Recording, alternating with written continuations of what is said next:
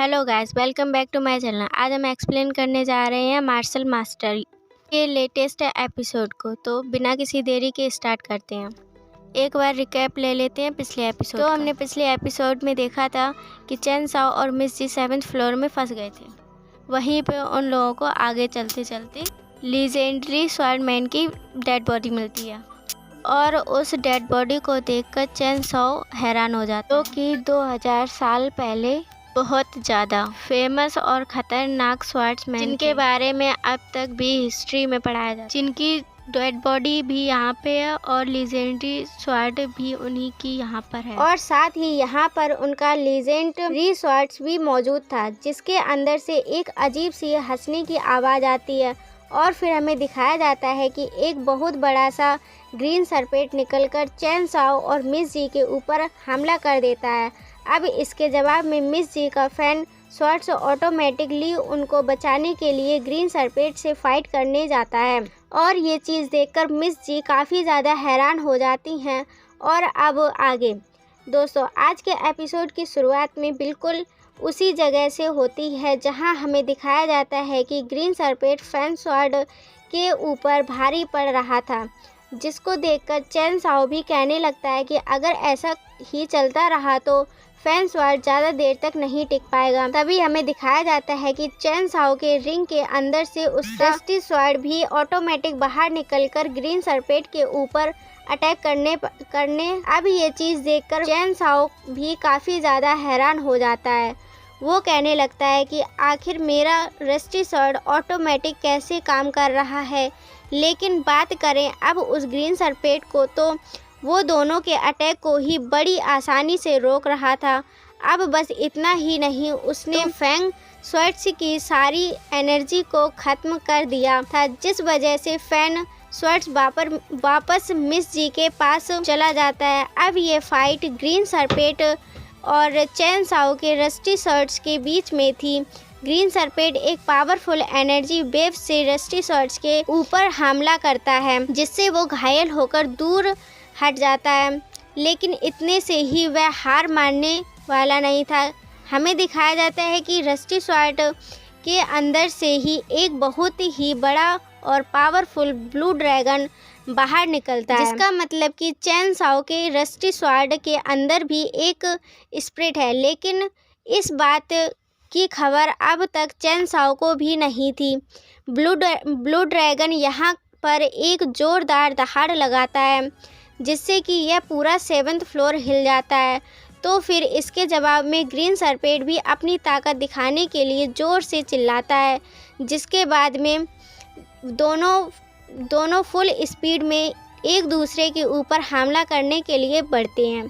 और जैसे ही वो दोनों टकराते हैं तो हमें यहाँ पर एक बहुत बड़ा सा धमाका दिखाया जाता है। ऐसा लग रहा था कि उनकी बॉडी डिस्ट्रॉय हो चुकी है, मगर यहाँ पर उन दोनों स्वॉर्ड्स की एनर्जी इतनी ज़्यादा है कि उनकी बॉडी दोबारा से रिवाइव हो जाती है। ग्रीन सरपेट तो अब बादलों के ऊपर जाकर मल्टी स्वॉर्ड फॉर्मेशन को एक्टिवेट करता है, मगर इसके लिए भी ब्लू ड्रैगन तैयार था। वो उन सारे स्वॉर्ड्स अटैक को अपनी दहाड़ से ही रोक देता है, मगर उसका दहाड़ इतना ज़्यादा पावरफुल था कि इससे चेन साओ और मिस जी को भी इफ़ेक्ट पड़ता है, जिसके बाद फिर वो दोनों दोबारा से अपने स्वॉर्ड्स में समाकर एक दूसरे से फाइट करने के लिए जाते हैं। और यहाँ हमें बिना स्वॉर्ड्समैन का शॉर्ट फाइट दिखाया जाता है। दोनों के ही ये फाइट बहुत ही ज़्यादा पावरफुल थी, क्योंकि उनके टकराने की काफ़ी ज़्यादा पावरफुल एनर्जी वेस्ट निकल रही थी। और मिस जी की तो यह सब कुछ देखकर सोचने लगती हैं कि आखिर ये चेन साओ है कौन, इसके पास इतना ज़्यादा पावरफुल मैजिक वेपन है जिसकी पावर तो फैन फोन स्वॉर्ड से कई ज़्यादा है। कहीं ऐसा तो नहीं कि इसका स्वॉर्ड से एम्परर लेवल का डिवाइस वेपन। जिसके बाद हमें दिखाया जाता है कि वो ग्रीन स्वॉर्ड्स अब इस फाइट में सीरियस हो चुका था, तो एक बहुत बड़े से फॉर्मेशन को क्रिएट करता है, जिसमें कई सारे लीजेंड टेल्समैन थे, चैन साओ और मिस जी भी ये चीज़ देखकर पूरी तरह से सरप्राइज हो जाते हैं, लेकिन जब चैन साओ गौर से देखता है तब उसे रियलाइज होता है कि यहाँ तो स्वॉर्ड्समैनशिप का कंप्लीट फार्मूला है। मतलब यहाँ web of swords, reversal technique, break the spy और डायमेंशन स्लेट्स जैसे कई सारे लीजेंड टेक्निक्स हैं। वह कहता है कि अगर यह सारी टेक्निक्स किसी के पास आ गई तो वह पूरी दुनिया का सबसे पावरफुल स्वॉर्ड्समैन बन जाएगा, क्योंकि ऐसी टेक्निक्स और फॉर्मूला आज के ज़माने में ही नहीं बल्कि प्राचीन समय में भी काफ़ी ज़्यादा रेयर थे।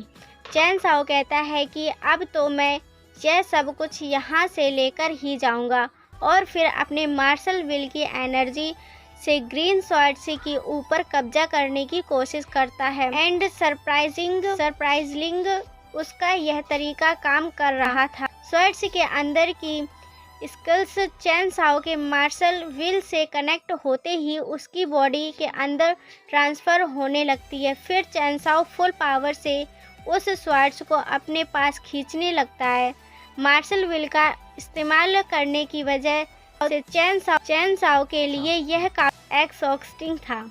मिस जी तो यह सोचने लगती हैं कि शायद चैन साओ यह नहीं कर पाएगा, मगर फाइनली चैन साओ अपनी मेहनत से किंग ऑफ स्वॉर्ड्समैन के शर्ट को हासिल कर लेता है और जैसे ही वो इस तलवार को टच करता है पूरे टावर के सारे फ्लोर्स में एक बहुत तेज वाइट रोशनी आ जाती है, जो कि सारे मार्शल आर्टिस्ट को टावर के बाहर अरीना में टेलीप कर देता है।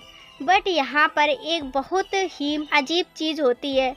जैसा कि आप देख सकते हैं चैन साओ की शक्ल पूरी तरह से बदल चुकी है। ऐसा लग रहा है कि उसकी उम्र कम हो चुकी है। ड्रीम स्वॉर्ड्स एक्ट के एल्डर्स सभी लोगों को एक साथ बाहर निकलता हुआ देखकर काफ़ी ज़्यादा हैरान, क्योंकि यह चीज़ पहली बार हुआ था। मिस जी तो अपनी तलवार निकाल कर कहने लगती हैं कि प्रॉमिस करती हूँ कि मैं तुम्हें एक दिन ज़रूर पूरी तरह से रिपेयर करूँगी और तुम्हें तो ताकत दूंगी जो कि तुम्हारे पास प्राचीन समय में था। यहाँ हम देख सकते हैं कि उसकी तलवार काफ़ी ज़्यादा डैमेज हो चुकी है। लेकिन बात करें चैन साओ की तो उसका मन अभी भी उस टावर से नहीं भरा था। वो कहने लगता है कि एक दिन में इस टावर के 7th फ्लोर में दोबारा लौटूंगा और आज जो हुआ उस चीज़ का बदला लूँगा।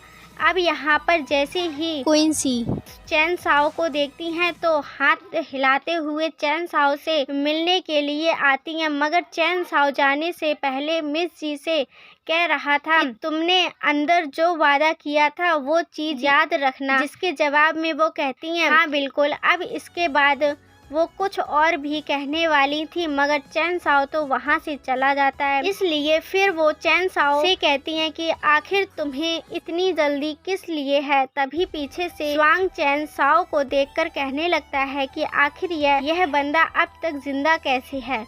मुझे तो लग रहा था कि मास्टर हान फई इसको टावर के अंदर ही मार देंगे और अब तक मास्टर श्वान टावर के अंदर क्या कर रहे हैं। जिसके बाद में हमें दिखाया जाता है कि डीमन स्वॉर्ड सेक्ट के एल्डर्स कहने लगते हैं कि इस साल हमारे सेक्ट के टॉप डिजाइल्स टावर के 6th फ्लोर तक चले गए हैं और यह चीज़ पूरे प्राउड मोमेंट है।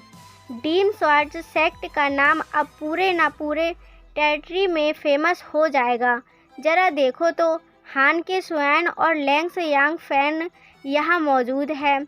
अब इसके बाद फिर डिमन स्वॉर्ड्स सेट के मास्टर आगे बढ़कर डिजाइल से कहने लगता है कि एक एक करके सामने आओ और अपना रिजल्ट बताओ। तो फिर तीनों जीनियस डिजाइल्स आगे बढ़कर सबसे पहले तो अपने मास्टर को रिस्पेक्ट देते हैं और सबसे पहले नफ़े अपना रिजल्ट बताता है कि उसने 5वें फ्लोर तक के सभी शर्ट इंडेट को मास्टर कर लिया है और 5वें फ्लोर में वो कई दिनों तक कल्टीवेशन करता रहा, जिससे उसके मार्शल विल में भी काफ़ी सारे इम्प्रूवमेंट हुए हैं। अब यह चीज़ सुनकर पीछे से एक एल्डर्स कहने लगता है कि चारों टॉप डिसाइपल्स में सबसे ज़्यादा पावरफुल होने के बावजूद भी हान के फिफ्थ फ्लोर तक जाता है। फिर इस बार में बूमिंग ने मारा है। मुझे तो पहले ही लग रहा था कि वही 6th फ्लोर तक पहुंच सकता है, लेकिन हम लैशियांग फेंग, शिवकिन और श्वान को भी इग्नोर नहीं कर सकते हैं। और दोस्तों, इसी के साथ आज का यह एपिसोड ख़त्म होता है। अगर आपको मेरी एक्सप्लेनेशन और एपिसोड पसंद आए तो प्लीज़ वीडियो को लाइक कर देना और जाने से पहले चैनल को सब्सक्राइब करके। अब तक के लिए bye bye, happy be safe you and thanks for watching.